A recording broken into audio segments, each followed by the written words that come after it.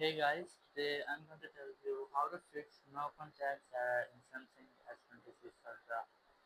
If you're using Samsung S26 Ultra and you want to fix the issue that in your phone app in your contact section, you have no any contact but you have saved contact in your phone or in your SIM. So let's see how can you fix this issue.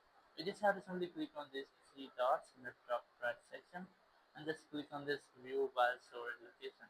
Select this, and from here you have different locations your contacts are stored. So here you can see how many contacts are stored in these locations.